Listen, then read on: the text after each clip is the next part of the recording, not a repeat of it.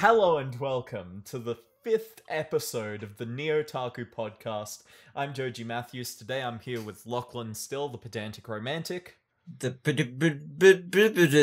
me. David's Films. Hello. And Mirage Fan. Hi.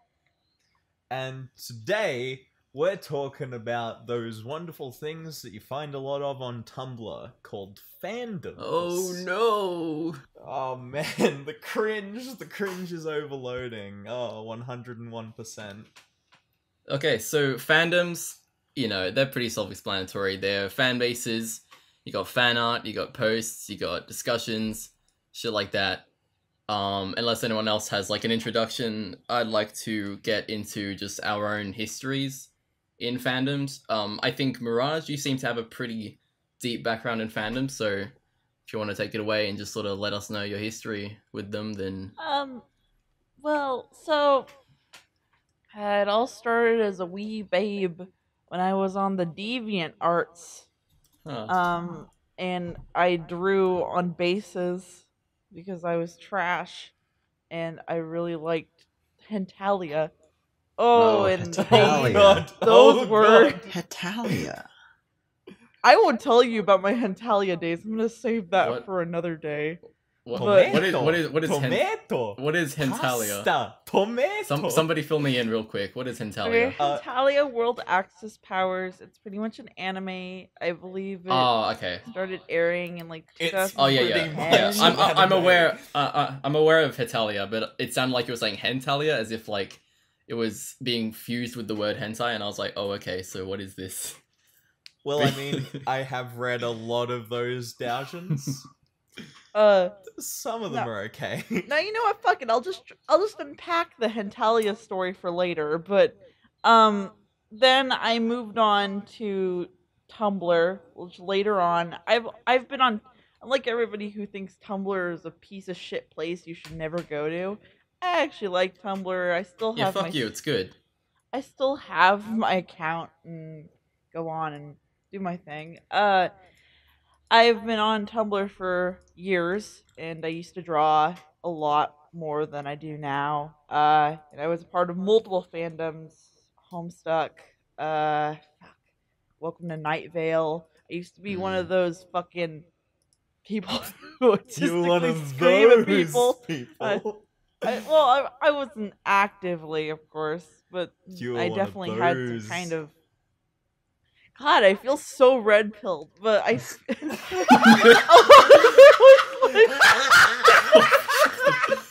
This is what Digi said when he said this fucking podcast is too loud. And also, I just want to say that you can never have a bad sentence beginning with "fuck, this is so red-pilled."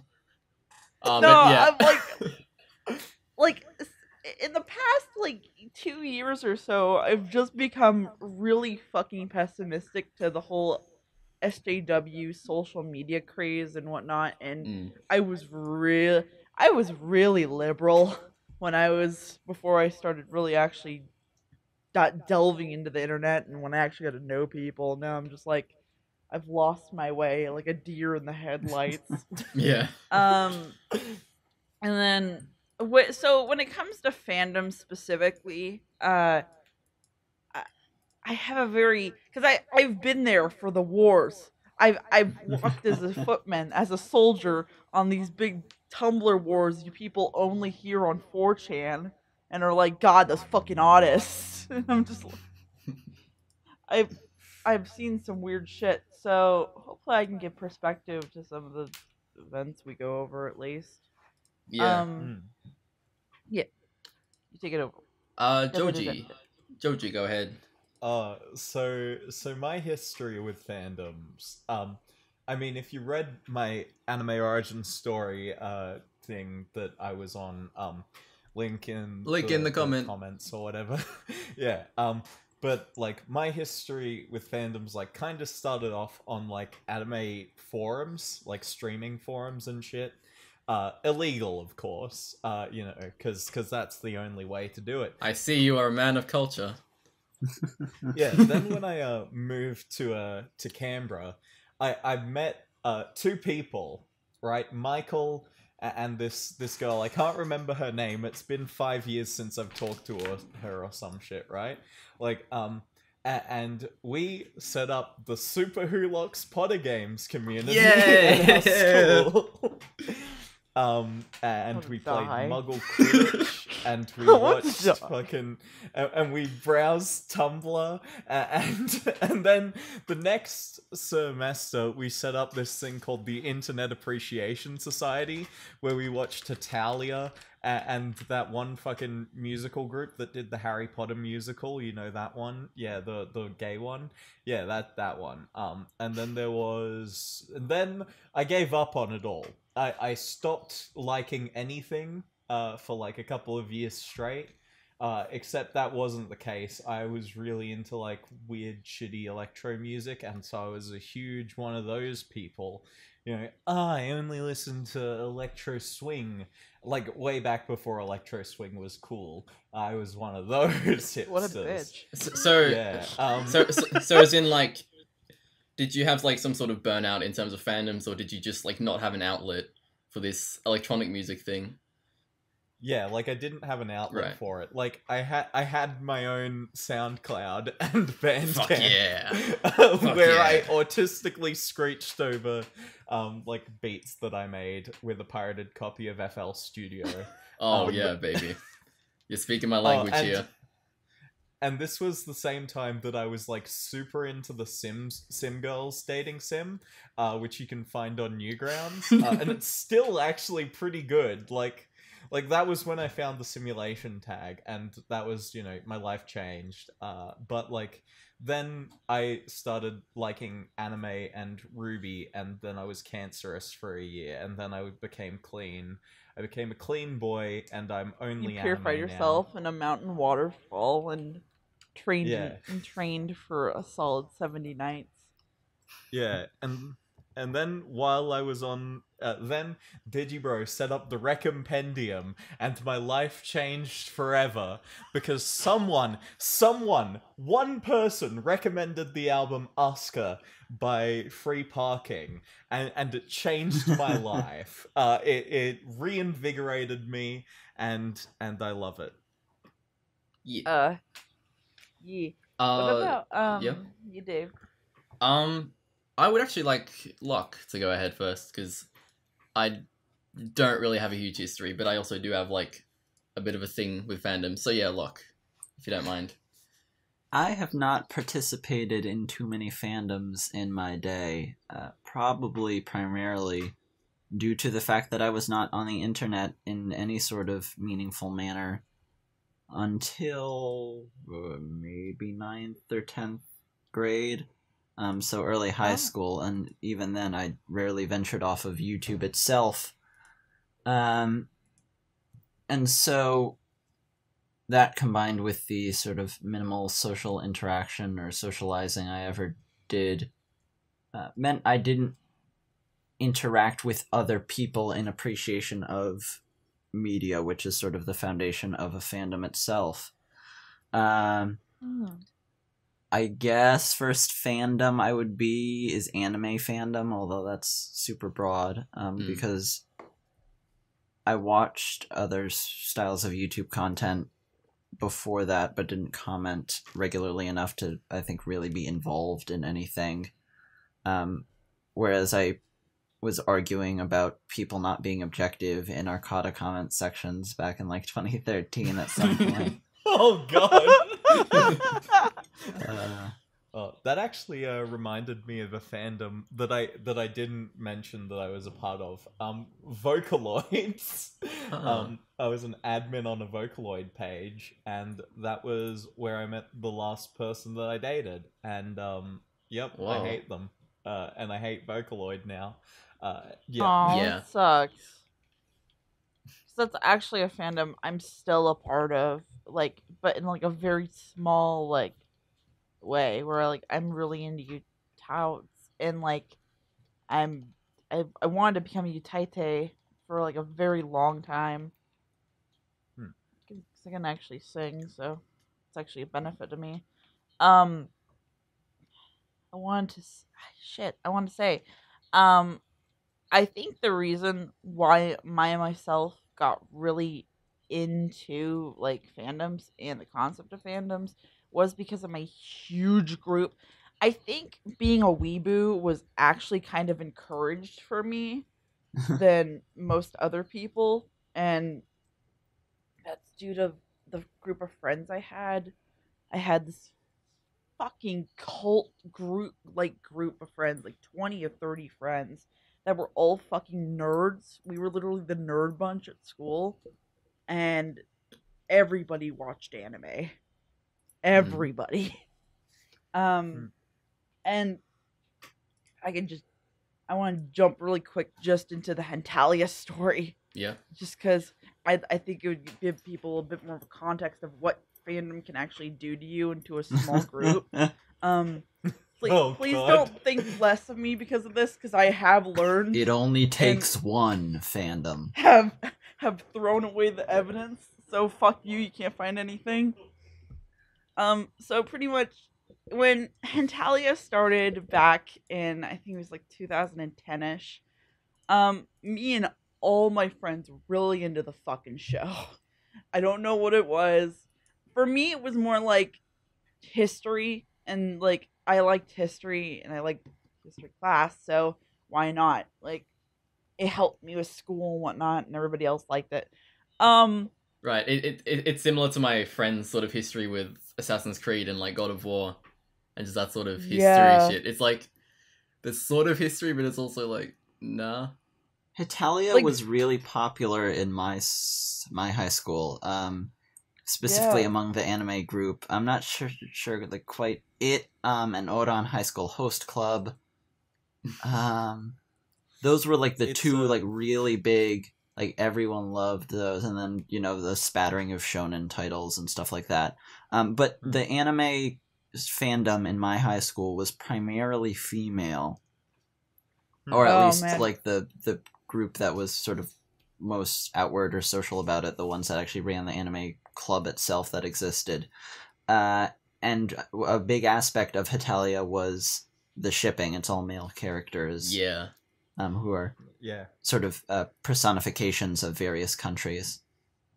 I want to kind of get an idea. Do you guys live in urban areas, kind of, or do you live just more like separated or suburbia? Yeah. Because I live in a super fucking urban area, like very urban. Like when you get out of school, you literally walk down to GameStop and you go and hang out, or you go to the Panda Express, or you go down to the mall. It's literally like a walk away. We were allowed to get off our campus to go get lunch at fast food places. So, the thing about it was that with being in a suburban area like that, a lot of people, funny enough, watched anime. We had guys who came in who were like groups of kids that were wearing Akatsuki outfits to school. Oh, that's and they had fucking sick. Dude, it's fucking crazy. Like, there were cosplayers all the time at my school. It was wild. But so the thing I'm trying to prolong this because I'm cringing just thinking about it. Pretty much. So my friends were really into the show. This started in middle school, and the groups of friends I had, I liked them so much. So there was this one girl, I won't name her, even though I fucking hate her guts and want her to die. Sorry, just something. It's girl code. She like the fat douchebag she was like, hey guys, guess what? Olivia's France, and the other girl's freaking Russia, and like this one. So like everybody was like personified as characters from Hentalia, and like in one way it was good because some people were like, oh man, you got this character, man, that's really cool. And then I got fucking stuck with France, which was a transformation for my life. And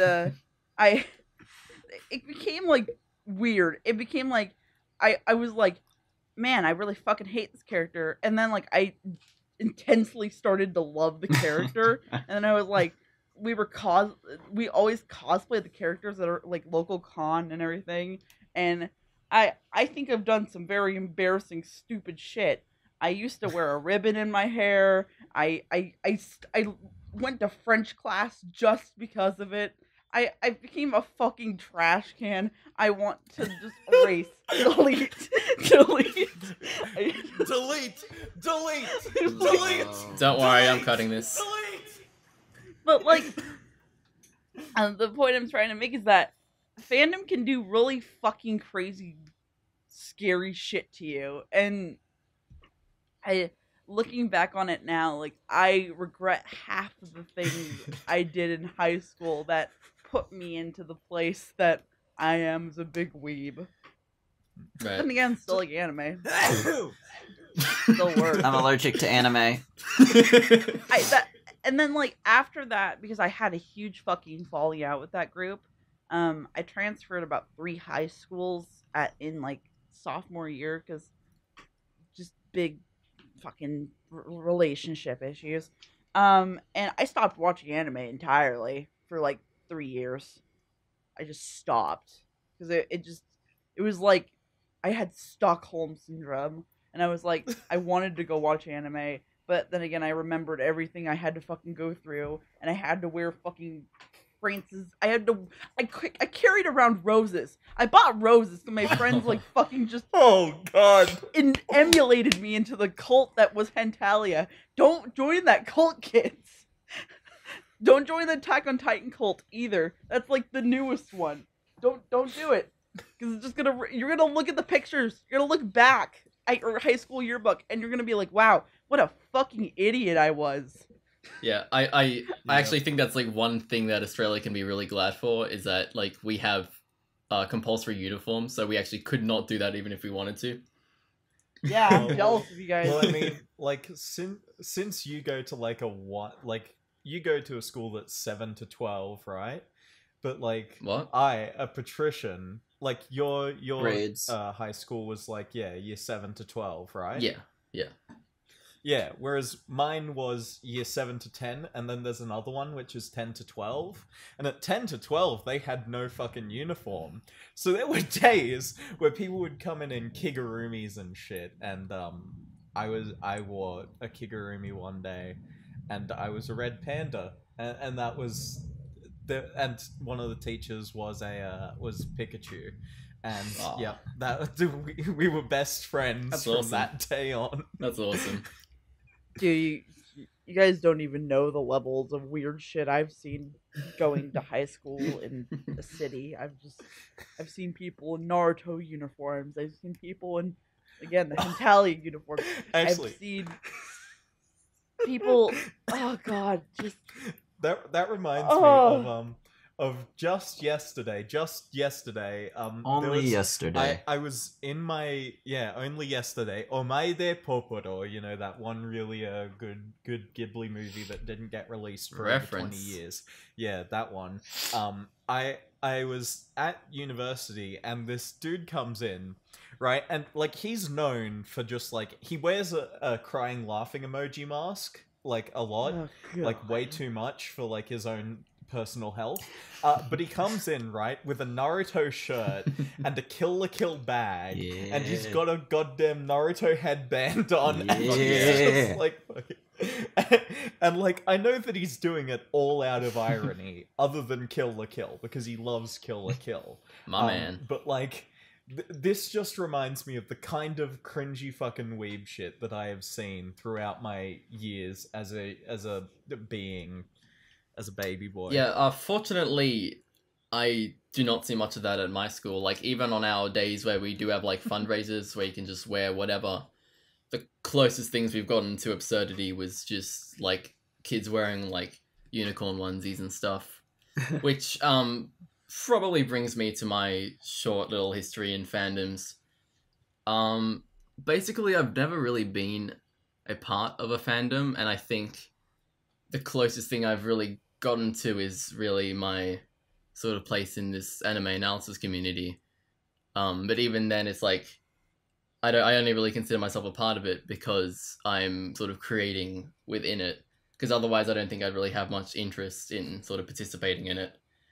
But yeah, so like as a kid, I wasn't like into like forums or anything. I wasn't part of any Into groups forums? or anything. No, Is that No, is that forums. Australia's Forums. classic No, racism David coming to? was very much. David has been into forums his entire I'm not a life. fan of the foreigners. that's a podcast topic all on its own. Build that wall.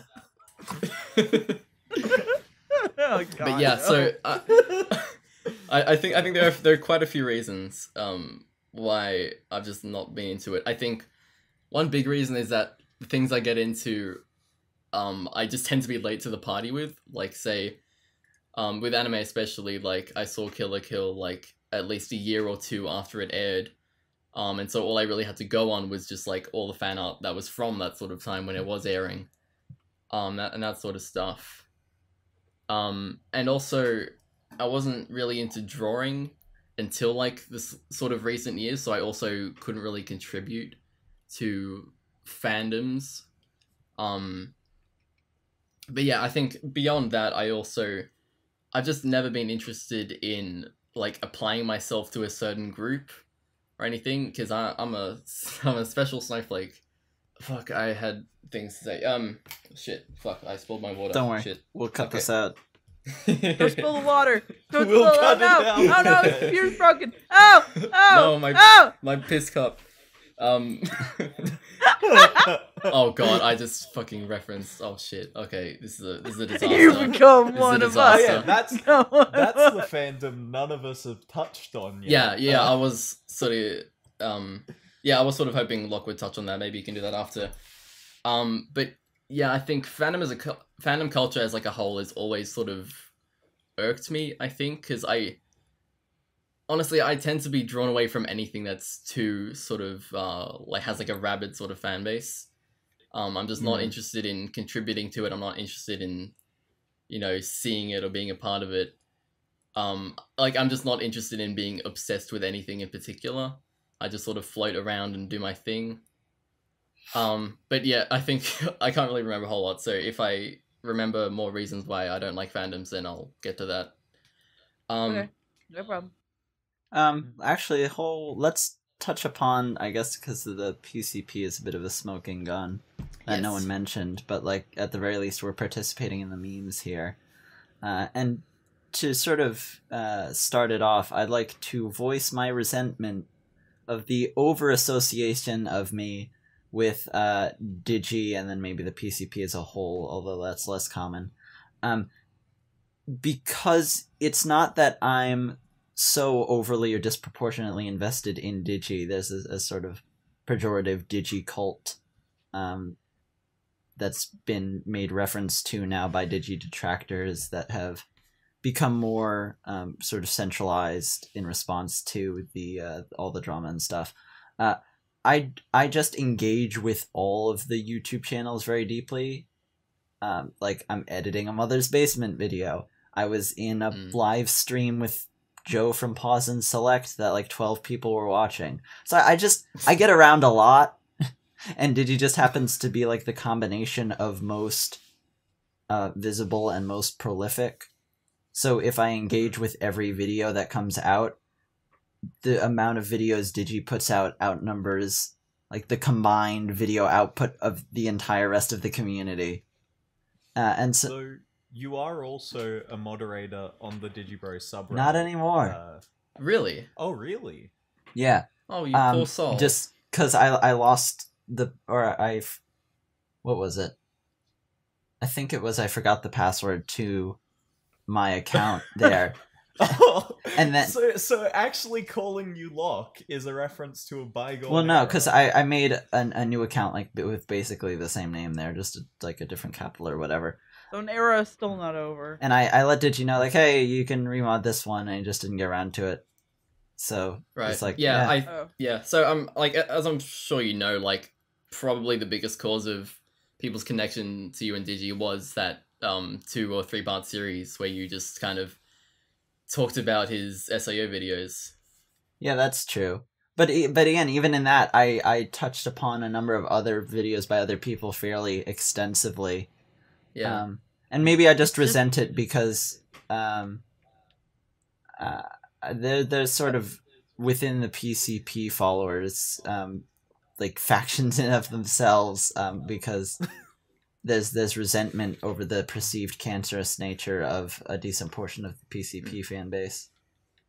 Well, like Yeah. especially with like the nature of the whole SAO thing and whatnot, like it's a dead dog. You're not going to win with a dead dog, sadly enough.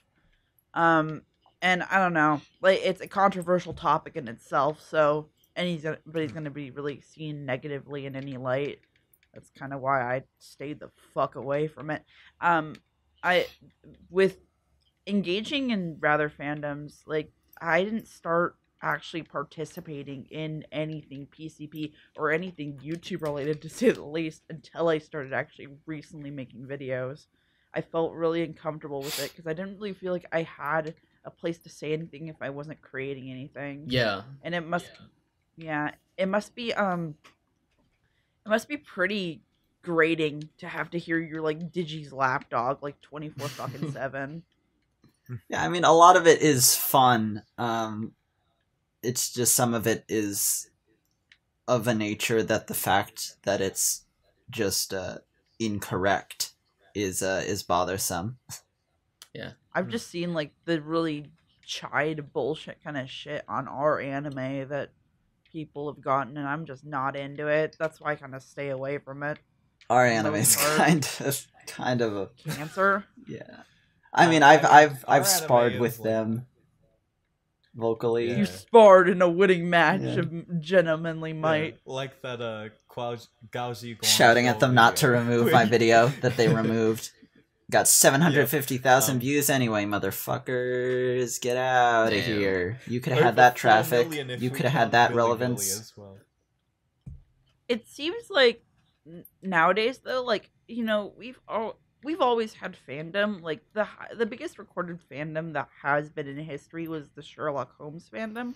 Not Sherlock Holmes, when like the books first started coming out, and like I believe Conan killed off Sherlock, and a whole bunch of the first fan works really kind of came out.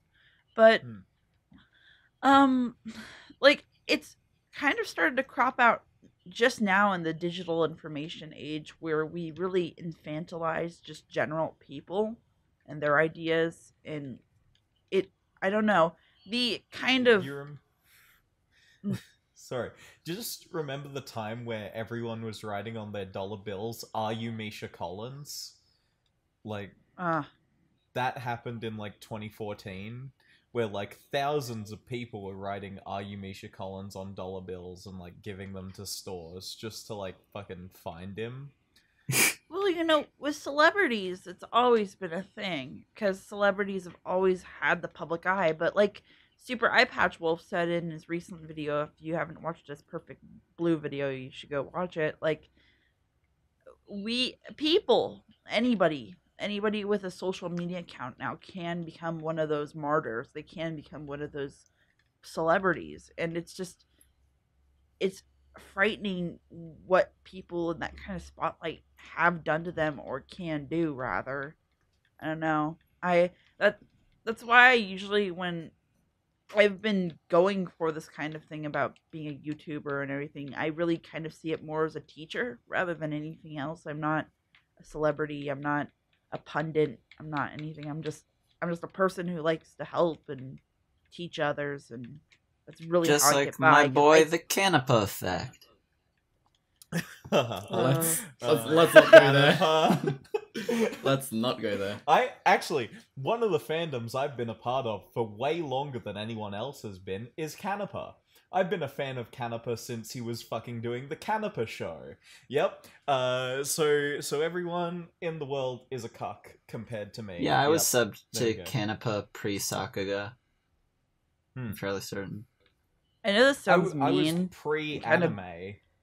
with kind of Canepa. bitchy, but like I can't get into Cannabis simply because of his voice and how fucking snobbish and obnoxious it I sounds, got you. and how it just I just every time I hear him, the greatest And anime that is why ever. this And I'm just animator like, makes the most special animation I just wanna ever. punch him in the Kanapa, I'm face. sorry, Kanapa. You're a cool guy. Yeah, No, you're probably a great no. guy. Like, don't get me wrong. Like, I don't doubt you're a good person and like you're worth the air you breathe in your space. But You can grant him that as much a at human least. being, he's okay. But like, I don't know, man. Like, I don't know. Like as I said, I've been watching Canipa's content since fucking forever ago. But like, he is a fine human being. That's yep. definitely. Yep. Being that we're touching on Sonic like off recording, but we should do that now. Yes. You see that So, Sonic I mean, Forces we were- trailer, dudes? Like, Sonic sick. Forces is so fucking radical, dude. It lets you make your own fucking OCs, right? And guess what? We're totally gonna be just drawing our OCs fucking each other for like 12 fucking years straight after this shit. Hell fucking yeah. Low key. So the thing with the whole Sonic Forces thing is that I think I have kind of a revilement of the Sonic fan base and why I haven't played the games. Like, is because I was on Deviant Art and because I knew people who were commissioned to do Sonic OCs, and just the kind Wow. of bullshit that we got from people was the dumbest shit ever. And I wanted to kill them all, so Yeah. I fucking I- hated Sonic. I've said for a long time that I personally blame Sonic for introducing like an entire generation of children to like the furry and inflation fetish. Well, okay, like, Vor, most definitely. Sonic has introduced many a people to Vor. What is Vor? Jesus. That's like clarification. getting eaten. That yeah. What the Vor's like fuck? getting yeah. Is this- Why are it's- people into that? Have you not heard of Vor? Why are you into that? Have you not heard of Vor? Holy shit. Like- I like, keep hearing what- the words vor, and I'm like, what the fuck does vor God. mean? Is it carnivore, herbivore, pussivore? I don't know. Yes, I only subsist off of eating pussy. That is my way of life. Mungo. I mean, I don't know if I'd call that a fetish. That seems pretty vanilla to me. Anyhow, This is not Neotaku episode 5 fandoms. This is Neotaku episode 5 Mirage learns what vor is. Somebody I just please didn't know, animate like- that. I swear to God. But Somebody yeah, please. Yeah, someone animate this discussion. Yep. Maybe A1 but, Pictures like- can get on that. Yes. Yeah. No. Hey, A1. Here's $20,000. Yep. Shelter There we 2.0. Anyhow. go. Yep. anyhow, Sonic. Yeah, Sonic. Yeah. But like what I was saying is that maybe Sonic hasn't introduced that many people into furry, because I actually think that like the late 90s, like late 80s to like late 90s Disney animated features, I think they're what introduced a lot of people into furry, right? Because some of those animals are goddamn sexy, Yeah. right? Like, Yeah. Yeah. like, please stop drawing lions so sexy. Why you do this? That's and ants. Ants is what introduced me to furry. Oh, The best movie of all time. Ants. Who's that? By Who's that DreamWorks. bunny? That bunny girl from Space Jam? Oh, Lola? holy shit! Yeah, yeah. Jeez, Yeah, I want she- to touch her every day. Yeah, exactly. See, here's the thing, right? It's the animation industry's fault that everyone got into furry, and you know when It actually legit is, I swear to God. Sonic unleashed their latent autism, you know, with the game Sonic Sonic Unleashed. yeah, they really all got into furry then, and that's why we had so many cancerous like OCs, and why we had strokes of genius better than Evangelion, like Christine Weston Chandler's masterpiece Sonichu. You know, Kid, I'm don't glad we fucking could bring that assume her gender. into this. I was waiting for that. $25,000. That's how much Christine's fucking thing sold for, her sweater, right? Oh, she sold it. $25,000. Jesus. Nice Yeah. job. I Appreciate the knew it was hustle. on eBay. I didn't know someone actually bought it. Where's Ben Yeah. Saint when you fucking need him? God damn it. Ben Saint, commissioned OC by Christine Weston Chandler. Just wonderful. That's one thing we should talk about is Yes. cult fandoms and the idea of them. Like, again, Kristen Western Chandler, it's mostly a personification fandom where like they take on this lol cow and then they fucking joke about it and everything.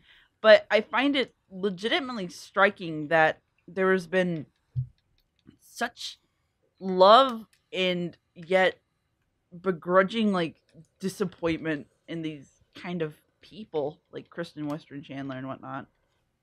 How so?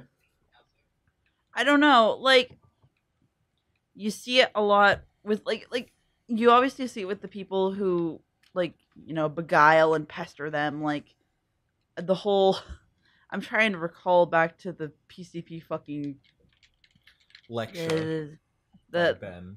yeah, the lecture, because that's where I learned about Kristen Western Chandler. Like the Encyclopedia Dramatica page. Yeah, like yeah, just the different portions of it where people just fucking egg them on, and then there's this willing, begrudging like enjoyment of this person's life and like cataloging their life and stuff, even though like you don't really align at all with any of it. It's mostly for the irony of it. Yeah, on the one hand, there's the postmodern aspect of it, and then on the other end, there's the metamodern aspect of it. And this is how you can tell that I've been at art school. But like, you know, on one end of the spectrum is like, you know, this kind of sincere begrudgingness and an ironic appreciation, and on the other end, there's just pure irony. And like, there's an interesting like dichotomy of division between people, because like, someone like Ben has this, you know, very much sincere, I guess, kind of, appreciation of it. But he also clearly doesn't think that it's, like, the product itself is genuinely good, but rather that he ironically appreciates the project, but he genuinely loves the process, I guess you could say. I mean, it's like reality TV without the pretension and unreality. Yes. And this is why everyone should read the Metamodernist Manifesto. Well, again, like, noting, like, even the thing with Munchie with, what's his name? Fucking... Desert Eagle Boy. Andrew Hussey? Oh, no, yeah. No. Fuck yeah, Deagles. I fucking Parkour love Dude that, 901. Like yeah, let's just all say Munchie's first line from that video. No. No. Well, that was reality TV. I mean, in that it was a friend of a dude who does like ironic comedy stuff, and it was being pitched as this like long-running, involved real-life drama, but it was all scripted and constructed. Yeah. Holy, like, Parkour Dude 91 is one of the most interesting narratives ever made. That's like a new century narrative. Like, that's taking advantage of social media and the way society now functions in a way that's legitimately compelling enough to be noteworthy of like deep artistic study, I think. Yeah, I think that my doctoral thesis will probably be about Parkour Dude 91 or something. It's a new way of storytelling. But we've been mostly talking just about cult fandoms and whatnot. What about, like, I hate to... God damn it, these fucking words that come into my mouth now. What about, like, normie fucking fandoms, like Harry Potter and shit like that? Yeah. That's... Disney. Normies fucking real! Did Joji just, like, disappear? Die. He disappeared to the He's just kind of, like, ascended. He's going to collect his normies. He just sort of started screaming, oh god, my ears. He's not listening anymore, boys. Welcome to the game review. This is the normie rant section of the show. Yeah. It is an interesting phenomenon, these giant cultural institutions that people like obsessively draw upon. I'm not sure how sort of involved in any level of political discourse you are. But it's become a meme now, how common unironic usage of Harry Potter allegories are, specifically for more left-leaning people politically, because those are the the people blue-pilled that really boys, like yeah. Harry Potter. So you have just like an endless stream of comparisons between like Trump and Voldemort, or like just these God kill me. these weird metaphors and similes, and like without fail it's Harry Potter. It's like they have no other piece of media to reference that there's a common understanding of. It's just this cultural landmark that everyone draws upon. But as we all know, when we utilize Lazy Town as our cultural allegory for the political spectrum, Hillary Clinton is Sporticus bringing in all the immigrants, and Robbie Rotten is Donald J. Trump saving the day.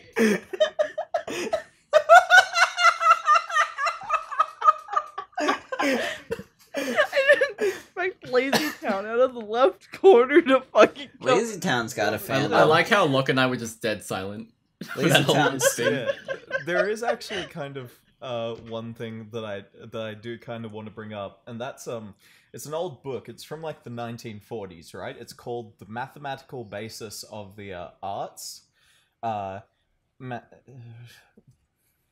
it's a really interesting book because it basically, everything that you see in it, it is basically able to be applied to like the fucking like impact and like the ability to like chart that a piece of art can have, be it like sonic, visual, you know, like, and it's applied to and it's applicable to so much more than what was actually being like talked about at the time, because at the time it was just sound and vision, because like this was being talked about in, you know, like 1920s through to 1940s. Like the guy that wrote it was alive in like, was born in 1895, you know. And yeah, it's a really interesting book. It's super long, but I do recommend giving it a read if you want to like be able to mathematically like chart this stuff, because it's really interesting. I was also going to note, on top of like the Harry Potter fandom and the ridiculousness of that I've heard from multiple art students specifically that the whole Disney cult is also a big thing, and that it's pretty fucking annoying itself, because this is an actual stigmatism that really affects like art students, especially over here specifically, is that, you know, people hold Disney to either a really high regard or a really fucking low regard with no respect. That teachers, you've heard it with like anime. You go into class and you try and draw anime, like a girl tries to draw it, and then like the teacher's like, this isn't real art, and like if you're not drawing Disney like, or you're not drawing anything kind of under that children friendly umbrella, that you're getting a lot of shit, or you're just not engaging with actual art for a lot of art students, which I know is pretty fucking frustrating. But like that is one thing that's really interesting, because when I actually like entered art school, the most notable thing that the teachers said is that the primary reason why we don't teach you to draw in a stylistic manner is due to the fact that it's less technical on a base level. Like, you could do thousands of drawings and like not realistically improve to the same extent that you would trying to do life drawing to the same degree.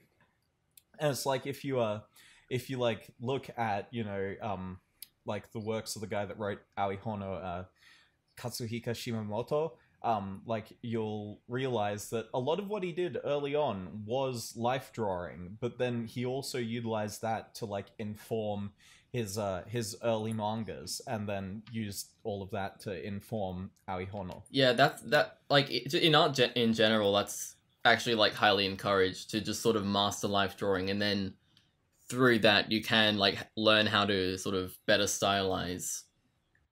And that's entirely fine. Yeah.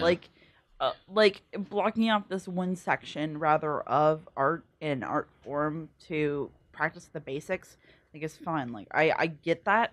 It's rather the vehement disgust and downtroddening of a child's like interest in a subject, or rather like just a young person's interest in a form of artwork and media, to a point where like they compare it to just like Disney works and like just children's shit, or even worse, like back in the 70s, probably porn. And No one shit. respected porn back in the day. Where's my porn appreciation? Well, you know, because hentai was a big thing over here, and because of like the proliferation of certain VCRs that came out that were supposed to come out for certain audiences, and that like anime was seen as a degenerate like animation medium over And here it is. specifically. We're all degenerates over here. None of it's good. But like, I don't know.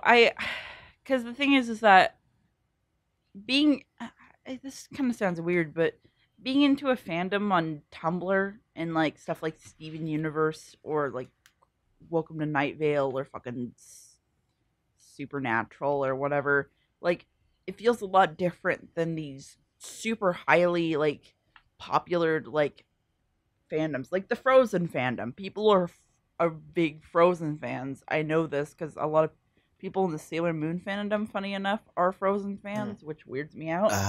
And it just feels so hollow. It really, but then again, it can feel hollow with like stuff like even Adventure Time or anything, like people who don't engage on your level with the media that you enjoy. And that's I think the problem I have with fandoms. Yeah, I think Yeah. a big thing that irks me about like not just these sort of normie fandoms, but mostly normie fandoms like Harry Potter and Disney, is that they more often than not essentially just devolve to just quoting and just sort of posting GIFs. Where I think on Facebook, like a lot of what really brought me into anime and such was that like the discussions that happen in that are actually on a much deeper level. I think where with normie fandoms they are more often than not just literal circle jerks, and I just don't have the patience for that, which is also a big reason why I've never been into fandoms. Well, one big circle jerk, which I think actually was kind of fun, was Homestuck, which I know it's not a normie fandom, but it's pretty big. It's massive nevertheless. On Tumblr, yeah. It could be considered mainstream on there, I reckon. Yeah. Compared to like the broad reaches of the nature of fandom, Homestuck is like pretty popular. Like, you know, like once you exclude people who are unaware that they are in fact a part of a fandom, then you get a really interesting like tiered thing where like Homestuck's pretty high up there. Like the kind of stuff I saw like on Tumblr, and I know I joined Tumblr back in like 2009, I believe, is that there's just some really fucking toxic shit that happens in those fandoms if you don't like the specific thing that people like. Me and my friend Nate, we were reading it. I think we Nate I'm sorry. Oh shit, I'm sorry. Fuck. Okay. No, you're fine. We were talking rather about the actions of fandom wars and whatnot. I think it was a Reddit thread that came up, and there's just some toxic shit that fucking happens in those groups, like people literally committing suicide, the total exiling of people out of fan groups due to the like something they said on their Tumblr blog, not cosplaying a character when you're a certain ethnicity, and like it makes me want to vomit in my fucking mouth. Yeah, that brings me to Steven Universe, basically. Also just, like, on that sort of topic of, really sort of heavy fan bases, is that I've always found it really fascinating how like at a certain point, these fandoms, they aren't just sort of fandoms. They really are just sort of communities of people that just sort of know each other, and like it leads to drama that just is not related to that media at all. And I just I find it really strange and kind of disgusting, to be honest. Yeah, that was actually like a really interesting thing. Why like an artist like Brendan Steer really stayed away from the Evangelion fan base like for ages. Who is he? Because like he's the musical art. He's the guy that is the vocalist and lyricist and lead guitarist for the band Free Parking, and creator of the pilot of the web series called Ava U, Evangelion University. And like he's just stayed the fuck away from the Ava fan base because he knows that if he says like one thing wrong that doesn't agree with someone's fucking interpretation of it, then he'll just get shit on to no end. Yeah. And stuff. Yeah, that brings me to this little incident that happened, I think about a year or two ago, where there was this artist who was drawing fan art of Steven Universe, and it seemed that the sort of Steven Universe fandom had decided that this artist had, whitewashed the characters and drawn them as like too skinny compared to the Zammy thing. Yeah, Zammy 07. Yeah, I was there right when that was happening too. Yeah, I find it really strange how like almost hypocritical these sorts of fandoms can be, because it's like the sort of whole message of Steven Universe is sort of universal acceptance of taste and perspectives and stuff like that, yet like they're so quick to jump on things that they just don't agree with, and drive people like Zammy to near suicide. Like it's amazing how such a positive, loving, happy show can turn somebody into a fucking monster, and I'm amazed. Like I still am amazed, and I like watched all of it happen. Locke, you sound like you've got something to say. Did no one recognize the theme I was Pony? doing a No. reprisal? Oh yeah, I was What going was to it? mention My Little Pony. Like It's a My Little Pony theme. Yeah, There's a little subversive. so, that I've never watched it, fortunately. Unfortunately, I don't know. I don't know. I think 3 of us or 2 of us at least were part of the MLP fan. I base didn't for a watch. little bit. I've watched a single episode of Friendship is Magic, like 6 months ago, that my sibling was watching on TV. What I specifically remember is I had watched the old 90s My Little Pony cartoon. I saw a bit of that when I was a kid. That aesthetic though. Oh, dude, that's some real sick Vaporwave. Up there, yeah. No, it's just cute, like puffy clouds and stars and rainbows, and I love But, like old school Care Bears and stuff like that. That's my shit. I have those on Care Bears, VHS, dude. I have fucking VHS videos of old Care Bears. Fucking aesthetic. I remember when I was a young man, my father took me to Sydney to see a marching band, but my grandmother gave me when I was a dude, small fucking child, punk rock is its own fucking thing. Yeah, but when I was a small child, my grandmother gave me so much My Little Pony and Care Bear stuff, and I absolutely treasured it and I loved it, and I don't know, that's the what end a of that fucking story. G, baby. Yep. Well, I joined the My Little Pony fandom literally actually because of all the controversy and wanting to understand it, and I became super analytical with it because of it. I found Digi and then heard what he was saying about the show, and I was like, this actually sounds really fucking cool. Let me actually go watch this. And then I watched up to season 4, and then I stopped, and then now I'm watching with the Pony cast, and pretty good. It's just again, the proliferation of these really cancerous fucking people that come into these fandoms and just ruin it for everybody else. They just piss in the soup. And it's just not great. You could say that they piss in the Popeyes cup on the PCP podcast, right into your ear. This is the reason we're called fucking Yeah. Hot Dog. But I was also a member of the MLP, fandom for a while.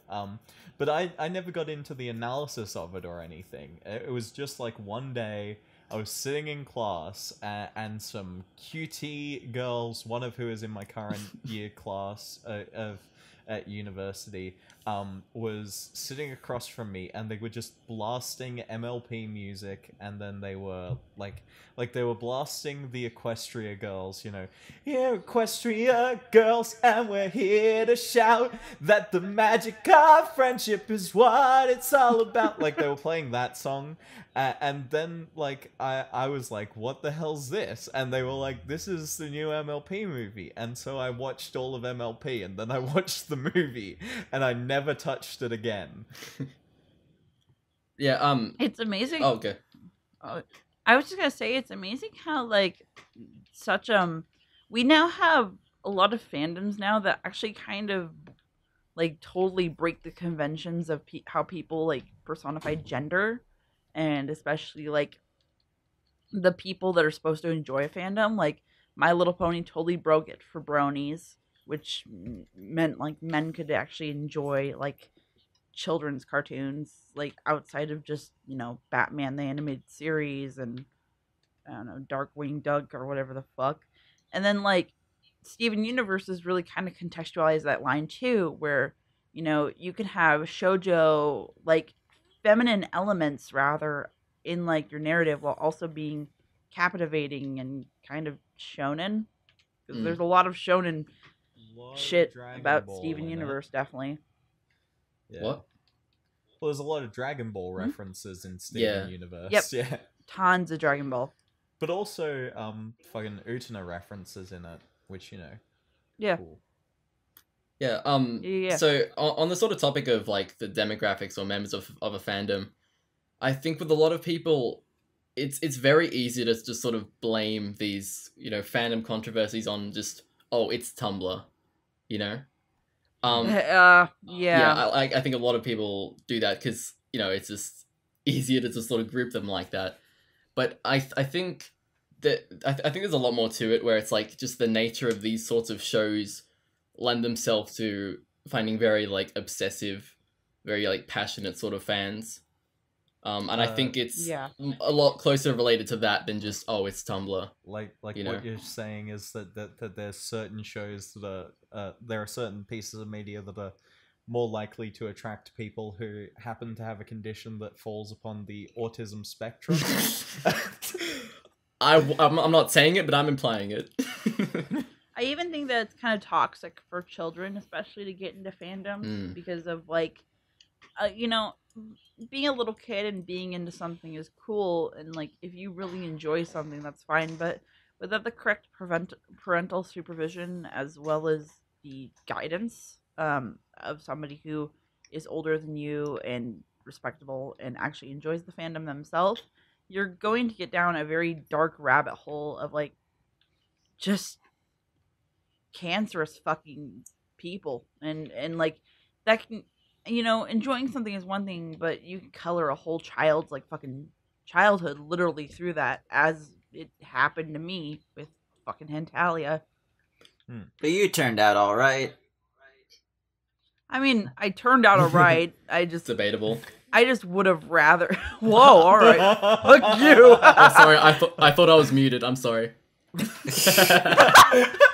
worry, I'll cut this out. Reported, deleted, fucking not on the Patreon I'm gonna report anymore. you to the fucking moderators on the forum. I'm banned from Neotaku.com. No, like I mean, I turned out okay, but again, there are a lot of kids that don't, and a lot of kids that like totally are turned off of like the art form of like anime or cartoons as a whole because of those experiences, and it's just kind of sad. Yeah, my ex One less was person to completely pledge switched to me on go ahead. Patreon.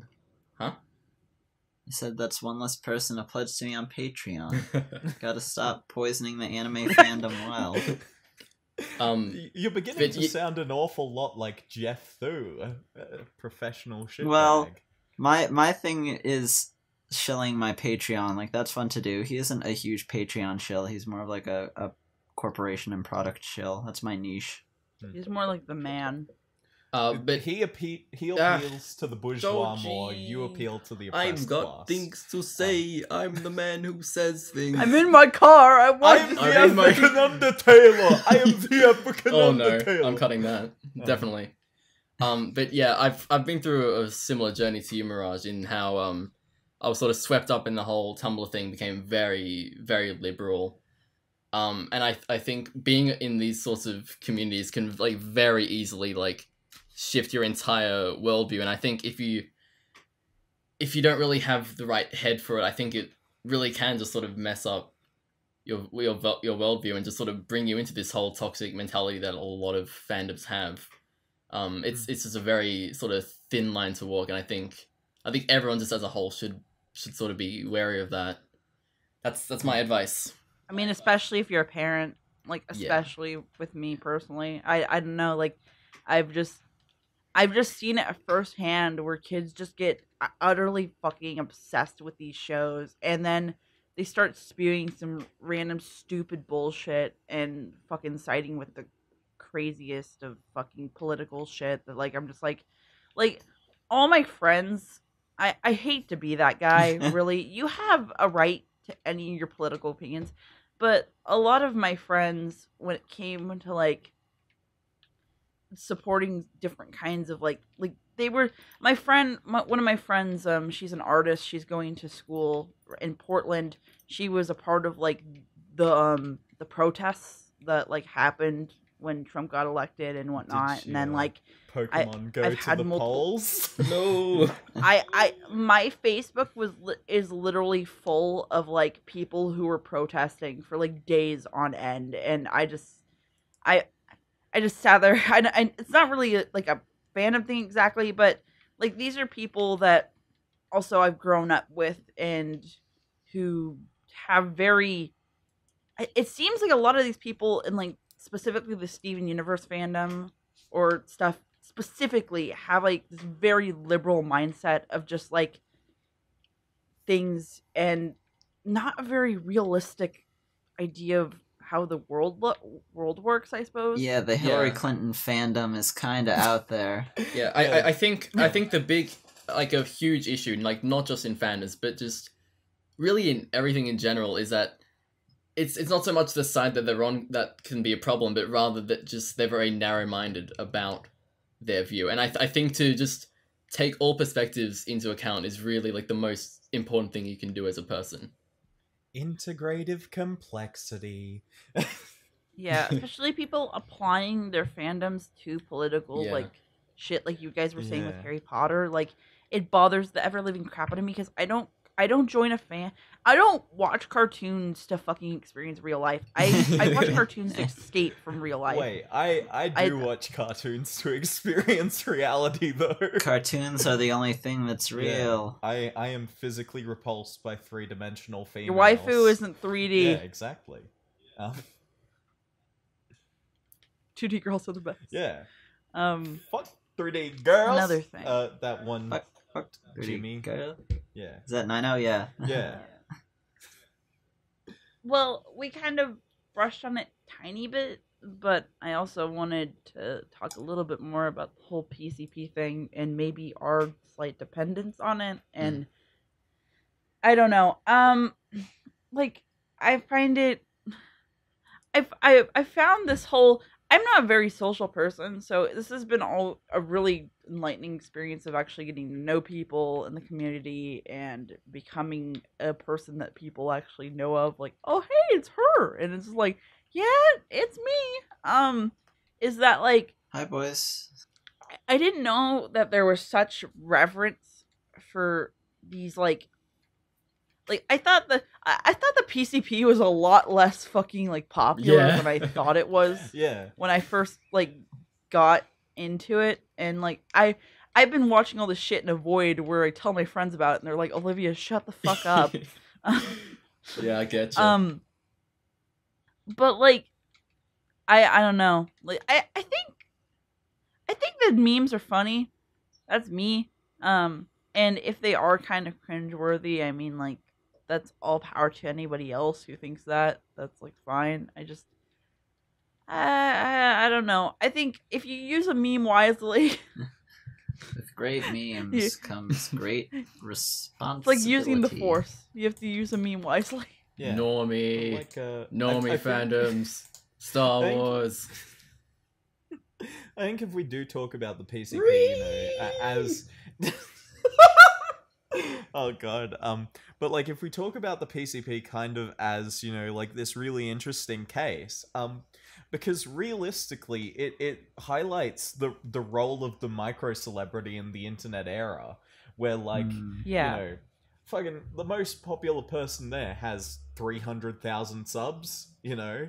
Like, Yeah. like he's not a famous person, and Yeah, yet, you know, on like, the YouTube scale especially, it's like it's not even Yeah. that big, really. well, no, like if I compare him to even like a real celebrity, like the most B-list like real celebrity, like if I compare him to like Jake Gyllenhaal, like how many followers does Jake Gyllenhaal have? Like Jake Isn't it Gyllenhaal? Gyllenhaal, whatever. He has like 40,000 followers, you know, Jake Gyllenhaal has. That's not actually Jake Gyllenhaal's Twitter, but that's the official fan account. So I'll take it as that, and then we go to Digibro, you know, and got Digi has 13,000. yeah, 18,000 followers on Twitter. Yeah, and so like, you know, we can look at like that disparity between a not like an official account for a fan website of a, you know, pretty unpopular actor, and then we can look at like one of the most popular members of the PCP, and we can see that one of them is, you know, almost 3 times as popular as the other. And so like, but then we consider that, you know, like a lot of what people get attached to are memes brought up by someone like Ben or Hippo or, you know, Jesse. And like these are people with virtually no fan base, like in total.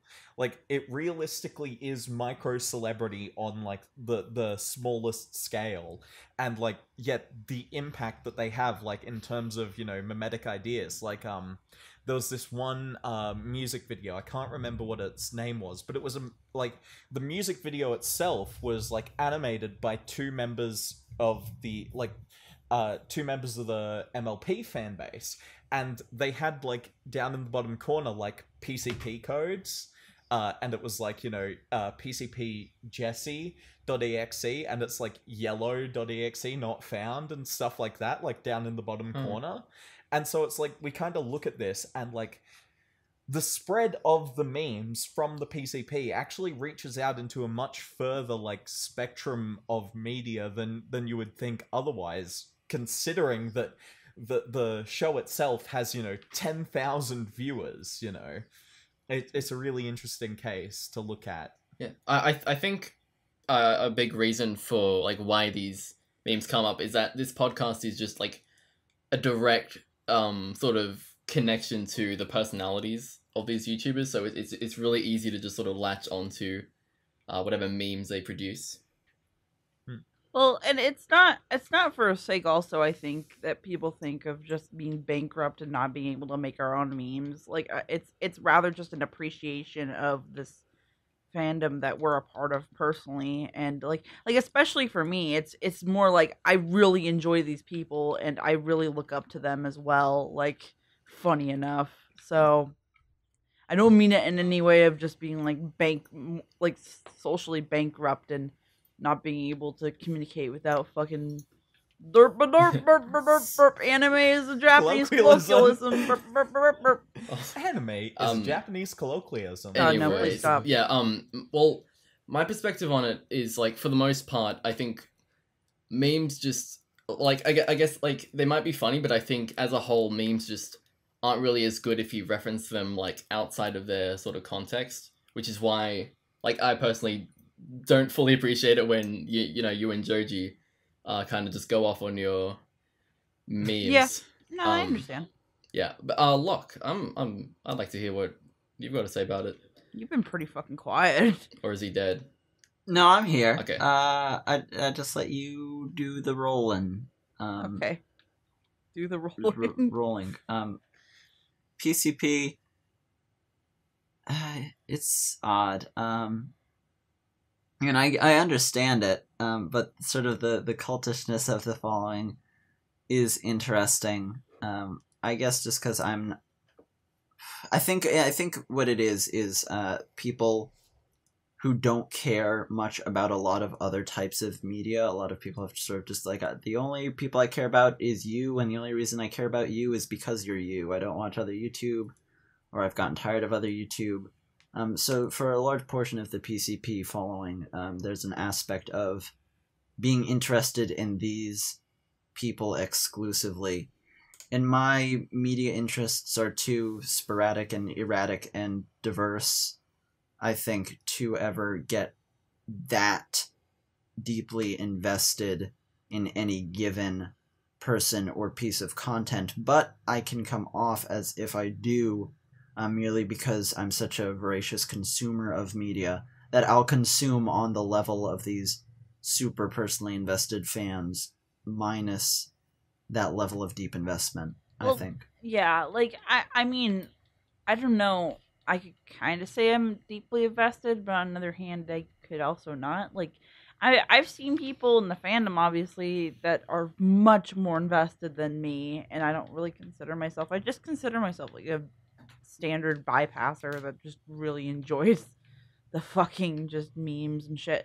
Like, one person specifically that you were talking about that, like, you're more into the personality than you are the actual person's like serious content is Jesse, because like I never watched wrestling.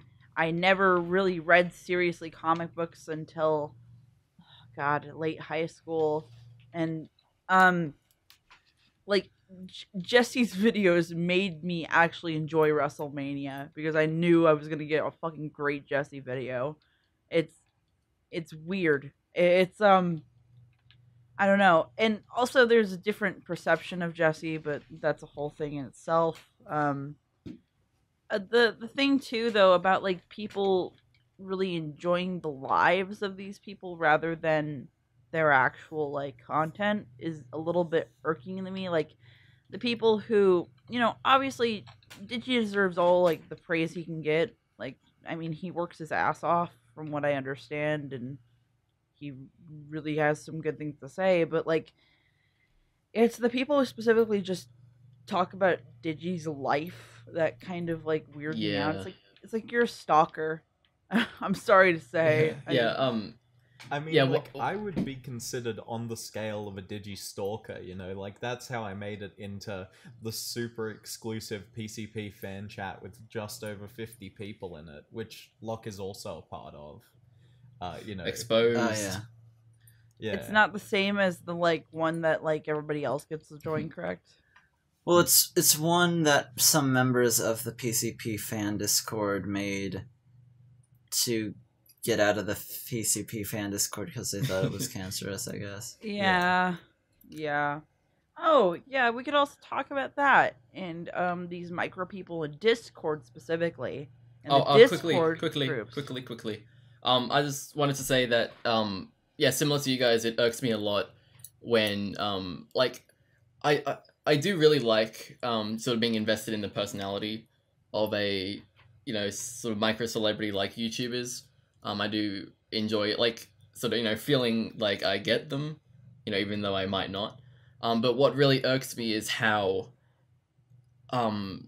fans can tend to sort of gossip about their sort of personal lives, and like to me it reminds me a lot of like how people talk about reality shows, like just sort of treating these real people as just sort of characters, and I really do not like hearing people being spoken about like characters. It grinds my gears. Well, like right when that's the kind of line I've been kind of very, very careful about bordering with like Boozy Floozy, where like I really enjoy her and I enjoy her shit, but I know that is, if I'm correct, Jesse's girlfriend, and I'd rather not toe that line of just being disrespectful. Like, but there are definitely people that do get into that where, like, I've seen it sometimes a little bit with Ben's girlfriend, where like there have been some people who've said some really fucking weird shit, and I really don't like that. I really don't like that as a female specifically. It's mine. it's mindful of me that like, fuck it, I'll let it out of the back. It's mindful of me that I've kept my own relationships and whatnot kind of under wraps because I just don't want I don't want the people around me to experience that. I've made the choice to be a fucking YouTube girl. I'm doing it on my own. So Yeah. Well, that's actually the kind of interesting thing about like the nature of the micro celebrity and relationships is that I kind of got the inverse of you know, like people tracking me down from my videos. Like my first day at university, I show up, I get into this class, we're asked to introduce ourselves. I say hi, I say my real name, and a guy from across the classroom says, "Holy shit, it's Joji." Like, like, Oh, that's Oh, so God, awesome. that's weird. That's so awesome. oh, that's weird. and so like, you know, I'm relatively private, you know, about my own life online. You know, I will divulge in extensive detail, you know, things about, like, not details about people, but like the emotions that I feel towards people, but I'll never state who the person is. And like, if you knew me in real life and like you were here, like you would be able to piece together this kind of weird like neural network of like understanding exactly who is who and stuff. And it like kind of freaks me out that like two people have recognized me because of content that I've made online, like in reality, excluding David. Hi. Well, the moment that I have that where I'm at work and somebody recognizes my voice, I'm going to literally go kill myself. I don't want that. I don't.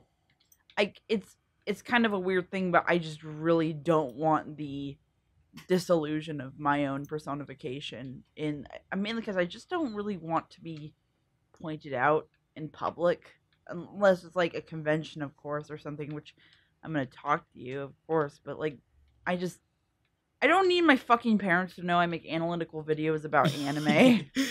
My mom Same, already dude. knows, and she already fucking gives me shit about it. I don't need everybody else in my friends, and oh god, yeah. I don't need my friends to fucking know, and I don't need to hear it from my significant other, and I don't know if. Do they not know that? Are you keeping the videos secret even from them? No, I post them on Facebook, and I share them to my family, like, of course, like, because Oh, okay. I want them So to it's not know, totally like, hidden away. mainly because most of my stuff is very academically aimed, so Yeah. it still works. Plus, I'm kind of playing a long game of college where I can actually build up a portfolio. Yeah. But like, it's just rather. There are some people I'd rather just not let them know about this kind of stuff and just not. I don't want to. I don't want a digi fandom. I don't want that. I want just people who I can connect with on like an academic level, kind of like pause and select, like where you can talk about like the ideas and the subjects I talk about, and then we can share a discussion. That's why I always answer, and I refuse to not do this, but I will always try and answer people's comments on my videos. Yeah, there are some videos that just like get too big and too repetitive of questions, like Yeah. like my Cronexia and the Eight Seals one. Yeah. Sharp inhale, and then there's people who are like, Digibro's bush starts off with an underage sex scene? What? Give me a link, bro! Like, yeah. That, by the way, that's how I read your comments most of the time. Yeah. Where's your Sailor Moon watch list? And I'm just like, I link it like 4 times in chat and nobody looks, and it's like, it's fine. Like, I'm happy, dude, because like it's Sailor Moon. I get to proliferate my fucking cult. So fine by me. Yeah. Should we move on to questions? Yeah. Because yeah, we did get a few of them. First, since this is just sort of like a free range segment, I want to announce that vaccines don't actually give you autism. I had like my basically last vaccine, I think, for school like a few days ago. As far as I'm aware, I'm not autistic. However, like a test or anything? However, this vaccine, it awakened my skeleton within me. What? and for like an entire 24 hours, I could feel my skeleton trying to rip itself from my flesh. What the fuck? Did Yeah. your scalp become lava? No, just like my skeleton, I could feel it like screaming inside me and trying to rip itself out of my flesh. Yeah, see, if It was- it did successfully rip itself out of your flesh, you would have gotten autism. That's actually No, like I the think way I that no vaccines- The autism I think what skeleton. it did, yeah, I think it actually gave my skeleton autism instead of me. So when they say spectrum, they actually mean the skeleton that crawls out of your body, literally I to think become the needle another just- you. I think the needle actually just went into my skeleton, rather. So I think vaccines actually do cause autism, but it gave my skeleton autism. I'm done. But yeah, questions. So questions. From Lord Liquid Bacon. Lord Liquid Bacon. Yeah. When will you make a Neotaku Patreon? That bacon guy who asked twice before. So yeah, I've put a survey in the. I'll put a survey in the description. And you can answer all of these great questions, and then we can consider like when we'll set one up. Eventually. Yep. I think personally we'd need to be at least like 20 episodes down the line or something before really thinking seriously about it. Yeah. That's just Yeah. me. I don't know. I don't think about money that much, so it's like whatever to me. I Someone like said, money. I'm playing Yeah. for the long game though. Yeah. So Someone said FLCL. Buddy, we already done an episode about it. Buddy. What? It was episode 0.5. That's where High Boys Mirage here came from. Do you not remember these things, everybody? Like, oh my god. We're only 7 episodes in. 5, I mean. But, you know. It can be kind of hard sometimes though to find like the chronological order of the episodes being that we went in such kind of a weird way, but nevertheless, yeah. Yeah. Someone said Eureka 8, 9, and 10. We'll need to wait for the remakes, I guess. What? Yeah. I've never watched Eureka. Hmm. I feel like such a disappointment to the anime community. Like everybody's like, "Oh well, you're so good at this," and it's just like, "What have you watched?" I'm like, not Eureka 7. I got halfway through Akira.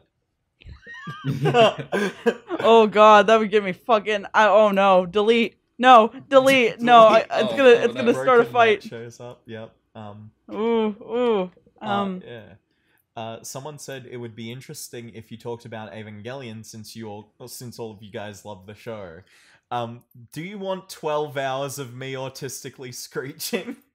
I'm going to have to actually write something for it. Yeah, The problem with talking about Evangelion is that a lot of what has been said about Evangelion has been said, and like it's very like difficult to find a nuanced kind of discussion about it.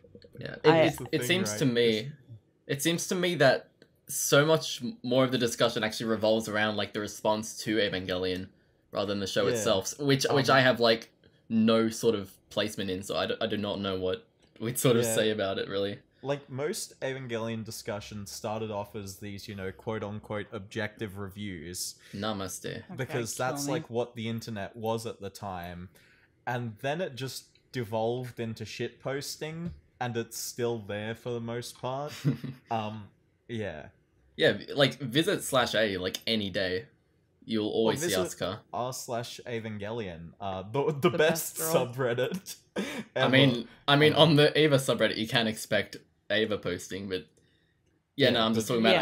like how prominent it still is just in the community. Yeah.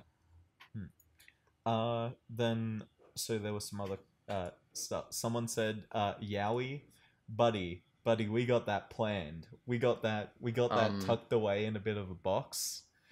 Have Yeah. we actually got stuff to say about it? Because Do I Yeah, actually? yeah, we're gonna get 42 Believer on. We're gonna Oh, okay. we're gonna Oh, talk. God yeah. damn it. Hey, We look, keep promising this, and she doesn't like. She's like, "No, fuck you, guys, gross. Ew, red pills." She's like, she is the most blue-pilled anime YouTuber ever, though. I follow Low-key, her I on- actually like her stuff though, mainly because I'm actually into Lolita, so like, Yeah. I'm, Oh, dude, she's like I'd super kind of be cute, hype as too. shit if I actually got to meet her. Hmm. So that's Yeah. fine. There was just one more that I kind of wanted to say. and that was the influence of Western animation or Western media in general in Japanimation. Have you not seen my rants about LaShawn Thomas? Just yeah. Just open your eyes, guys. Open up your third eye and realize what's really The going government's on. corrupt. The government's corrupt. Open your third eye. The government's corrupt. See, we don't just reference the Oh. PCP. Okay. Go ahead, Dave. Yeah, I just Sorry. want to say that I think it was Anime Every Day who had a good video about how the anime art style actually evolved. It actually did begin as began a a sort lot of as as like a development on the sort of Disney sort of wide-eyed kind of art style, like the big round eyes thing. Actually Although came from if you Disney. take into consideration the 1910s in Japanese animation, then you begin to see more of a divide between that. But I'll leave that for a series of exceedingly long, rambly videos. You know. Pretty much. Yeah. So I guess we're the Neotaku boys, and girl. I'm autism. This guy's red pill. Okay. And Autism and Red Pill signing out. God damn it, no. That's our spin-off podcast officially. It's like a Ren Stimpy, autism and the red pill. Yeah. So I've been Joji Matthews, and today I've been joined by Mirage Fan. Hi, boys. I've been joined by David's Films. My skeleton is driving my car today. And the Pedantic Romantic. Yes, indeed. Skeletons disappointed in cause all of you. autism. Support me on Patreon. Do the survey for Patreon and give us topics and stuff in the Google Doc. And thanks Yeah, for listening. genuinely. Okay. And stay frosty. Frosty. It's done.